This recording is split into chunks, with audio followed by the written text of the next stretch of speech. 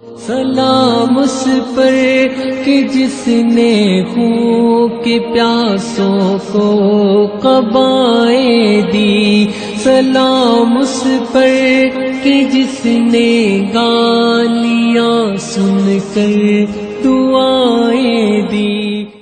اللهم صل على محمد وعلى آل محمد كما صليت على إبراهيم وعلى آل إبراهيم إنك حميد مجيد۔ اللهم بارك على محمد وعلى آل محمد كما باركت على إبراهيم وعلى آل إبراهيم إنك حميد مجيد۔ اعوذ باللہ من الشیطان الرجیم، بسم اللہ الرحمن الرحیم۔ کلاس نمبر 15 پر ہم آ گئے ہیں اور ہمارے اس سیرت کے سفر میں اب ہم مدنی دور کے 8ویں سال پر ہیں۔ گزشتہ سوالات کے جوابات آپ کے سامنے ہیں، آپ دیکھ سکتے ہیں کہ آپ جوابات کیسے دے رہے ہیں، کتنے صحیح دے رہے ہیں، اور ہم ایک نظر ڈال لیتے ہیں کہ پچھلے ہفتے ہم نے کہاں تک مکمل کر لیا تھا۔ مدنی دور کا 7واں سال پڑھا تھا۔ صلح حدیبیہ کے بعد کیا ہوا، کیا موقع ملے، غزوہ خیبر اور اس کے بعد اور غزوات، غزوہ وادی القریٰ اور غزوہ ذات الرقاع بھی پڑھ لیا۔ اور پھر ہم نے یہ بھی پڑھا تھا کہ مسلمانوں نے اپنے وہ دل کا ارمان اور خواہش، وہ جو عمرہ کرنے گئے تھے اور نہیں کر سکے تھے، اگلے سال انہوں نے اس عمرے کی قضا ادا کی اور پھر حرم میں جانے کا ان کا راستہ کھلا۔ آج ہم اس سے آگے بڑھتے ہیں۔ مدنی دور کا جو 8واں سال ہے، اس میں کیا ہوتا ہے؟ اس میں جو چیزیں ہم پڑھیں گے، اس میں معرکہ موتا ہے، صلح حدیبیہ کی خلاف ورزی جو قریش کی طرف سے کی گئی، اور اس کے نتیجے میں پھر مکہ میں جو فتح کی گئی اور مکہ کی طرف جو پیش رفت کی گئی وہ پڑھیں گے، غزوہ حنین اور طائف، اور اس کے بعد پھر جو مال غنیمت حاصل ہوا اس کا بھی تھوڑا سا ذکر کر لیتے ہیں۔ تو شروع کرتے ہیں ہم اپنی کلاس کو معرکہ موتا سے۔ میں نے آپ کے سامنے 2 کلاسز پہلے غالباً ہم نے یہ بات کی تھی کہ جب صلح حدیبیہ کے بعد ایک فیز آیا تھا جس میں آپ صلی اللہ علیہ وسلم نے مختلف جتنے بھی حکمران تھے، بادشاہ تھے، ان کی طرف سفیر بھیجنا شروع کیے تھے اور اسلام کی دعوت کو پھیلانا شروع کیا تھا، کیونکہ اسلام کسی ایک باؤنڈری کے لیے تو ہے نہیں، اس نے ہر جگہ پھیلنا ہے، اور اسلام کا یہ مزاج بھی نہیں ہے کہ وہ سرنڈر ہو کر رہنا۔ اسلام کو غالب نہیں ہوگا تو اسلام نافذ ہی نہیں ہو سکتا۔ تو اس لیے آپ صلی اللہ علیہ وسلم نے ہر جگہ بھیجی تھی اور میسج ایک ہی تھا، یا تو اسلام کے دائرے میں آ جاؤ، سرنڈر کر دو، اپنا مذہب رکھنا چاہتے ہو ضرور رکھو، لیکن حاکمیت اللہ تعالیٰ کی ہی چلے گی، اور اگر اس سے انکار کرتے ہو تو پھر ہم مقابلہ کریں گے۔ اب اسی طرح بصرہ کی طرف آپ صلی اللہ علیہ وسلم نے حضرت حارث بن عمیر رضی اللہ تعالیٰ عنہ کو بھیجا، لیکن راستے ہی میں ان کو ایک مقام پر ایک گورنر نے قید کیا اور پھر شہید کر دیا۔ اچھا، عرب میں یہ ہوتا تھا، دشمنیاں تو سالہ سال نسلوں تک چلتی تھیں، لیکن اس دشمنی کے جو قاعدے تھے اس میں سے ایک یہ تھا کہ سفیر کو کچھ نہیں کہا جاتا تھا نا، اس کو امان دی جاتی تھی۔ لیکن یہ بہت ہی بڑی اور بہت ہی جری حرکت تھی کہ آپ کسی کے سفیر کو ہی قتل کر دیں۔ جب آپ صلی اللہ علیہ وسلم کو یہ معلوم ہوا تو آپ کو بہت رنج ہوا، اور پھر اس کے بعد پھر آپ نے یہ اعلان فرمایا کہ ہمیں اس کا بدلہ لینا ہوگا۔ اس وقت بس یہ ذہن میں تھا کہ ایک مقام پہ جا کے اور اس کا بدلہ لیا جائے گا، بہت بڑی جنگ کا تصور نہیں تھا۔ تو آپ نے جب اعلان فرمایا تو لوگ جمع ہوئے اور تقریباً 3000 کا لشکر تیار ہو گیا۔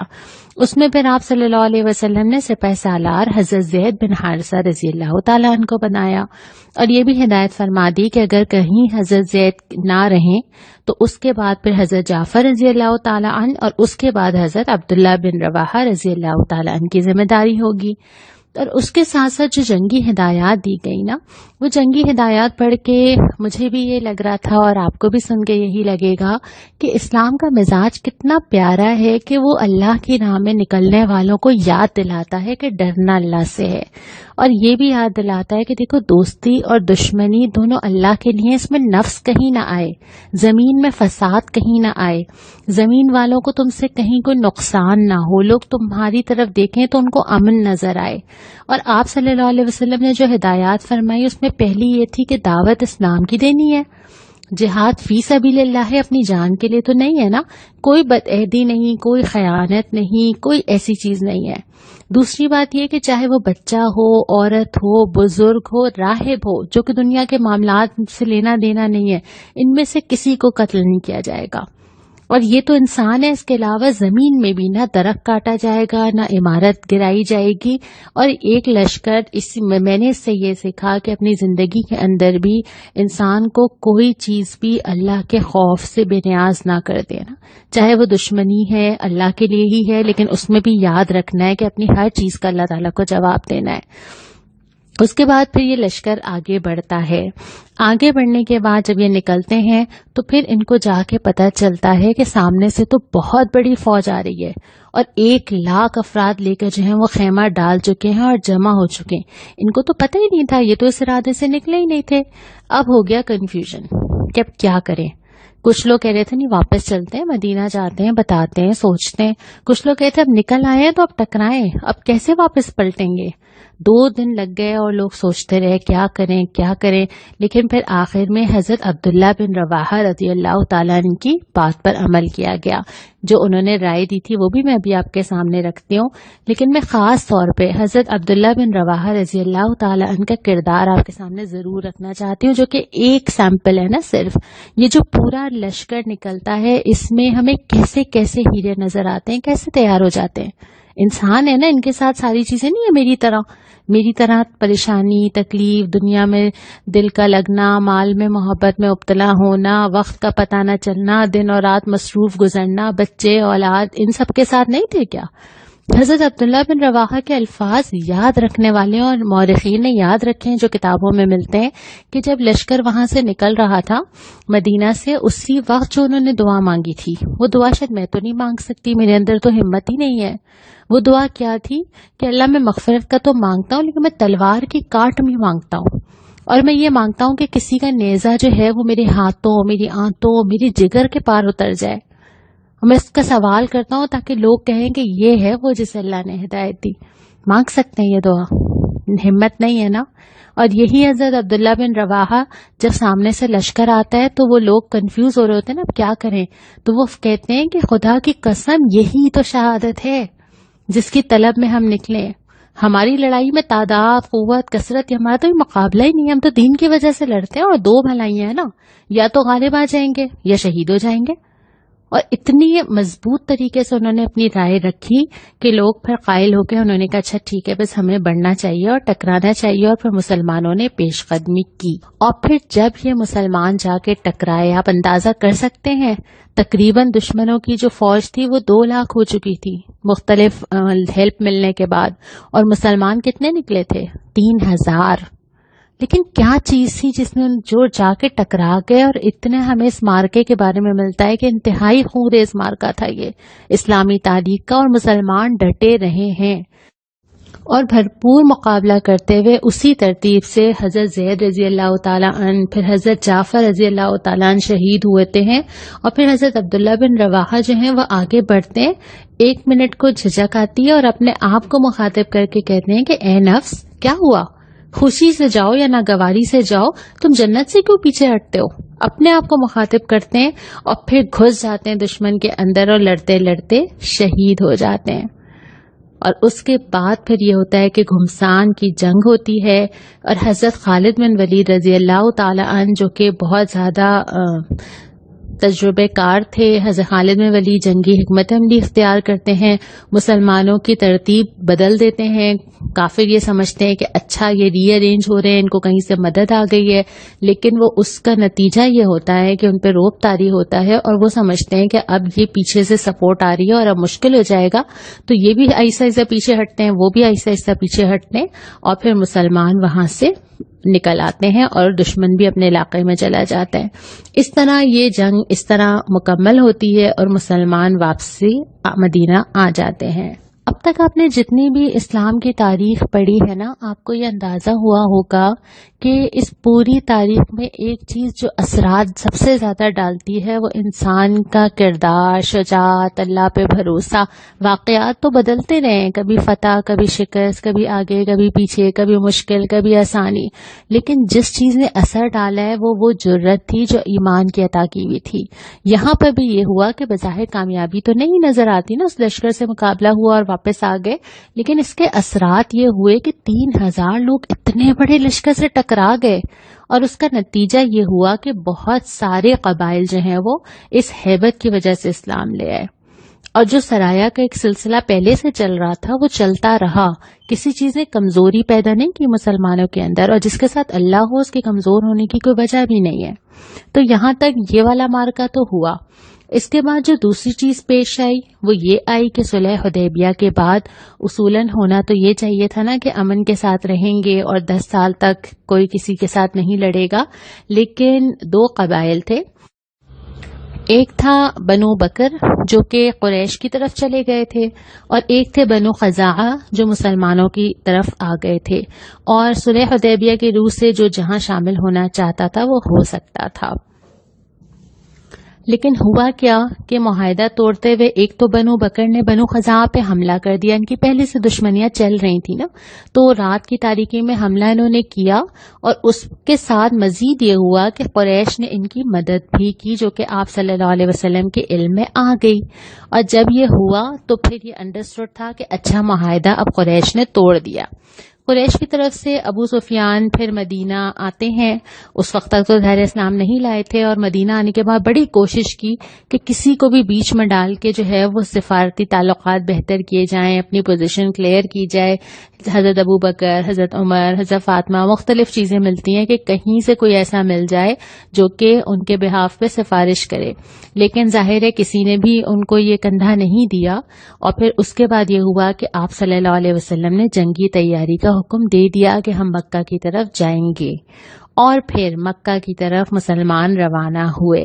یہ مسلمانوں کا لشکر انتہائی خاموشی کے ساتھ مکہ کی طرف بڑا، تیاری کی جا چکی تھی، 10,000 افراد ساتھ شامل تھے، اور پھر یہ وہی مسلمان تھے جو کہ ہم نے پڑھا کس طرح وہ مکہ سے نکلے تھے نا، پہلے نکلے تھے، پھر عمرہ کرنے آئے تھے، پھر داخل نہیں ہونے دیا گیا تھا۔ اب جو مسلمان جا رہے تھے ان کی شان بالکل مختلف تھی، اب یہ وہ کمزور مسلمان نہیں تھے جو دبا لیے گئے تھے، لیکن یہ شان، یہ غلبہ ایسے ہی تو نہیں آیا تھا نا، کتنی قربانیاں لی گئیں، کتنا جانچے گئے، کتنا بار بار ایمان آزمایا گیا، کتنی تکلیفیں اٹھائیں، سب کچھ اللہ کے لیے لگایا، پھر جا کے وہ وقت آیا کہ اللہ تعالیٰ نے ان کو دکھایا کہ اللہ تمہارے ساتھ ہے۔ ہم بہت جلدی سے دعا مانگ لیتے ہیں نا، اللہ دین کو غلبہ عطا کر، ہم یہ بھول جاتے ہیں کہ اس میں ہمارا کردار کیا ہے، ہماری قربانیوں کا لیول کیا ہے، کیا کیا اللہ کے لیے لگا دیا۔ اس کے بعد جا کے پھر انسان یہ توقع کرتا ہے کہ اللہ اب کچھ نہیں بچایا آپ سے نا، اب دے دیجئے۔ تو یہ وہی مسلمان ہیں جو پچھلے سال سے اپنی ہر چیز قربان کرنے کے بعد اب اللہ تعالیٰ ان کی آنکھوں کو ٹھنڈا کر رہا ہے، اور اب جب وہ مکہ میں داخل ہوتے ہیں تو آپ صلی اللہ علیہ وسلم 3 طرح کے لوگوں کو امان دیتے ہیں۔ ایک یہ جو ابو سفیان کے گھر میں گھس جائے، ایک وہ جو اپنا دروازہ بند کر لے، اور ایک وہ جو مسجد حرام میں داخل ہو جائے۔ ان کو امان دینے کے بعد اللہ اکبر، آپ صلی اللہ علیہ وسلم اپنے ساتھیوں کے ساتھ مکہ معظمہ پہنچ جاتے ہیں۔ جاء الحق وزهق الباطل ان الباطل کان زہوقا۔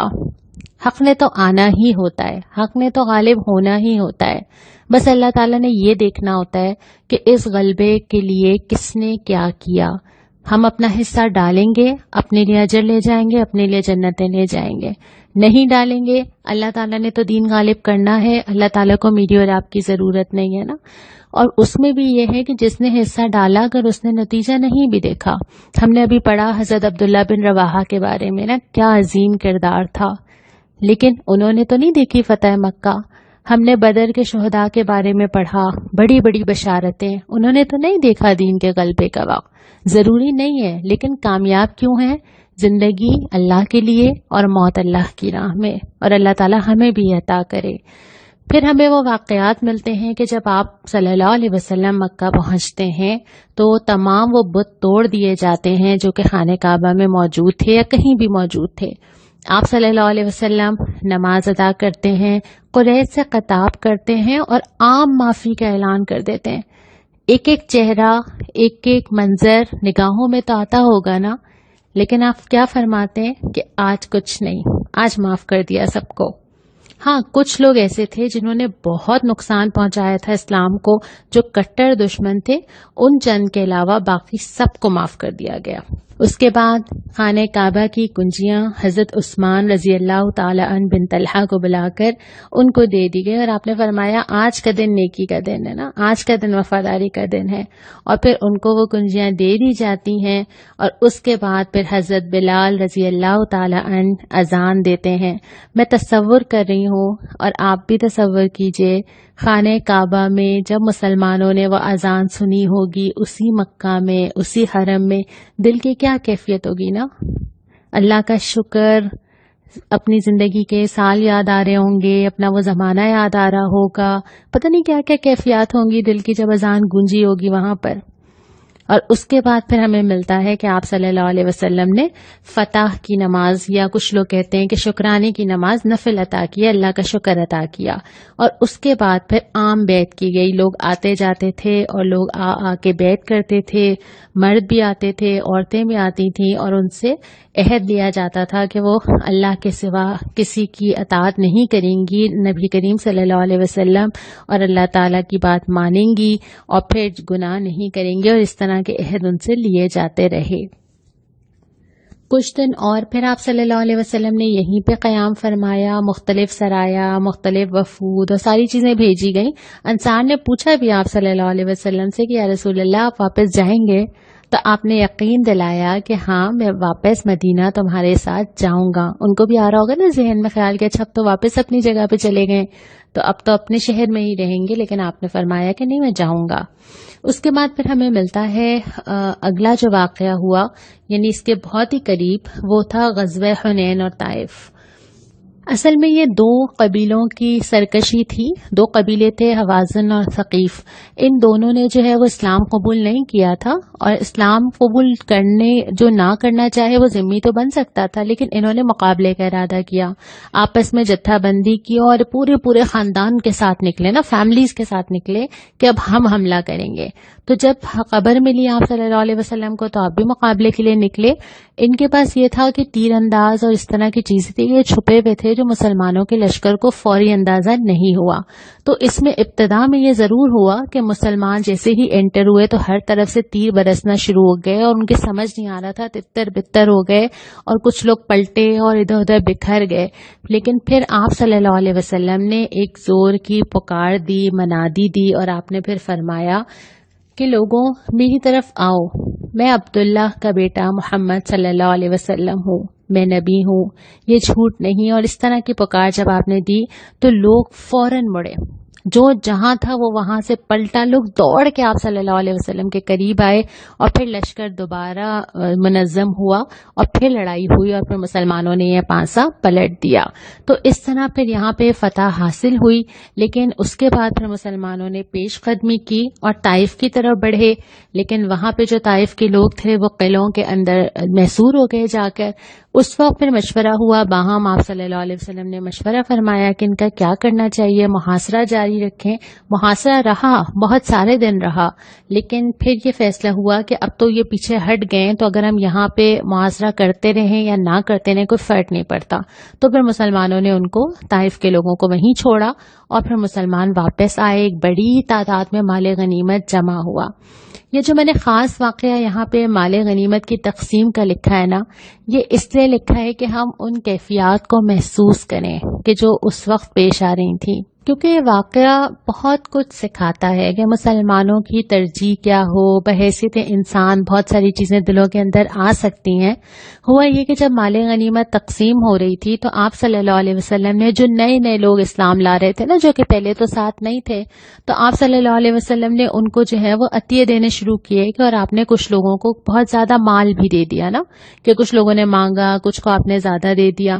اس وقت ایک دل میں خیال انصار کے آیا کہ ساری قربانیاں ہم نے دی، ہم نے اتنا ساتھ دیا، اور اب جو ہے یہ لوگ ایسے ہی مال لے کے جا رہے ہیں. انسان کی فطرت ہے نا، آ سکتا ہے یہ خیال کہ سارا مال تو ان کو مل رہا ہے، انہوں نے کیا کیا دین کے لیے.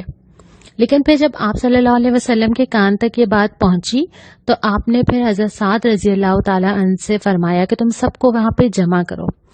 اب جب سارے انصار جمع ہو گئے نا، اب وہ جملے میں آپ کے سامنے رکھتی ہوں.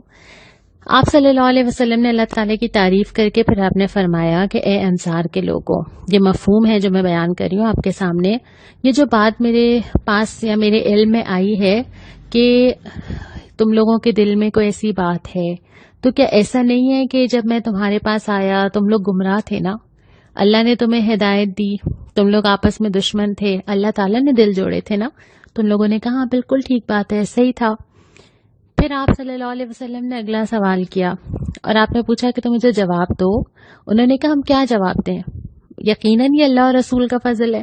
آپ نے فرمایا کہ دیکھو تم جو کہہ سکتے ہو نا، اور وہ تم ٹھیک کہو گے، وہ کیا ہے کہ آپ صلی اللہ علیہ وسلم جب ہمارے پاس آئے آپ کو جھٹلایا گیا تھا، ہم نے آپ کی تصدیق کی. آپ کو کوئی مدد نہیں کر رہا تھا، ہم نے آپ کی مدد کی. آپ کو دھتکار دیا گیا تھا، ہم نے آپ کو ٹھکانہ دیا. آپ محتاج تھے، ہم نے آپ کی غمگساری کی. اور آپ صلی اللہ علیہ وسلم کے الفاظ سن کے مجھے دل میں محسوس ہو رہا ہے تو ان لوگوں کو کیسا ہو رہا ہوگا کہ اللہ کے نبی قدردانی فرمانے نا کہ تم ہی تھے، واقعی تم نے یہ سب کچھ کیا، ایسا نہیں تھا کہ تم نے دین کے لیے کچھ نہیں کیا. لیکن جو اگلا سوال آپ صلی اللہ علیہ وسلم فرماتے ہیں کہ انصار کے لوگوں، تم اپنے دل میں اس دنیا کی اس دولت کے لیے ناراض ہو رہے ہو، یہ جو چھوٹی سی چیز ہے. اے انصار، کیا تم اس سے راضی نہیں ہو لوگ اونٹ اور بکریاں لے کے جائیں، تم اللہ کے رسول صلی اللہ علیہ وسلم کو اپنے ساتھ لے کے جاؤ. اس ذات کی قسم جس کے ہاتھ میں میری جان ہے، اگر ہجرت نہ ہوتی میں انصار کا ہی فرد ہوتا. سارے لوگ ایک راستے پہ چلیں، انصار دوسرے راستے پہ چلیں، تو میں انصار کے راستے پہ چلوں گا. اے اللہ رحم فرما انصار پر، ان کے بیٹوں پر اور ان کے بیٹوں کے بیٹوں پر. اس کے بعد ہمیں کیا روایت ملتی ہے کہ آپ صلی اللہ علیہ وسلم کے الفاظ سن کے لوگ اتنا روئے اور انہوں نے کہا کہ یا رسول اللہ ہم راضی ہیں کہ ہمیں رسول اللہ صلی اللہ علیہ وسلم ملے. کتنی بڑی، یہ کہنا چاہیے کہ کتنا بڑا ریوارڈ ہے یہ کہ آپ صلی اللہ علیہ وسلم فرماتے ہیں کہ لوگوں کو لے جانے دو مال، تمہیں اللہ کا رسول مل جائے، اور کیا چاہیے. اور یہ کیسے ملا کہ تم نے اس وقت دین کا ساتھ دیا. اور آج بھی اگر دین کا ساتھ دینے والا کوئی نہ ہو، اگر دین پہ عمل کرنے والی میں اکیلی ہوں، چاہے اپنے معاشرے میں، چاہے اپنے گھر میں، چاہے اپنے خاندان میں، تو میرے لیے یہ امپورٹنٹ نہیں ہے. میرے لیے امپورٹنٹ کیا ہے کہ اللہ اور اس کا رسول صلی اللہ علیہ وسلم مجھ سے راضی ہو جائیں اور میں ان لوگوں کے ساتھ ہوں قیامت کے دن جو اللہ کے دین پر چلتے ہیں، جو اللہ کے دین کا ساتھ دیتے ہیں، جو سنت کو زندہ کرتے ہیں. اللہ تعالی ہم سب کو ان لوگوں میں سے بنائے. اس سال کے جو اہم واقعات تھے اس میں حضرت ابراہیم رضی اللہ تعالیٰ عنہ کی پیدائش تھی، نماز کسوف کی یعنی سورج گرہن کی نماز کی ادائیگی کا حکم تھا، حضرت زینب رضی اللہ تعالیٰ عنہا جو آپ صلی اللہ علیہ وسلم کی صاحبزادی تھیں ان کا انتقال تھا. صرف ایک سوال میں نے آج کے اس واقعے سے نکالا ہے جو میں چاہتی ہوں کہ آپ مجھے جواب دیں، وہ یہ کہ جو حضرت عبداللہ بن رواحہ رضی اللہ تعالیٰ عنہ کا کردار میں نے آپ کے سامنے رکھا نا، ایک مثال ہے یہ کیسے بنتا ہے کردار، کیا چیز تھی جس نے ان کو دین کی راہ پہ ثابت قدم رکھا. اس ہفتے انشاءاللہ تعالی ہم اس پہ بات کریں گے اور اگلے ہفتے ہم بالکل اختتام کی طرف جا رہے ہیں اور ہم مدنی دور کا 9واں سال پڑھیں گے انشاءاللہ تعالی. السلام علیکم ورحمۃ اللہ. نے جھولیاں بھرتی فقیروں کی، سلام اس پر کہ مشکیں کھول دی جس نے اسیروں کی.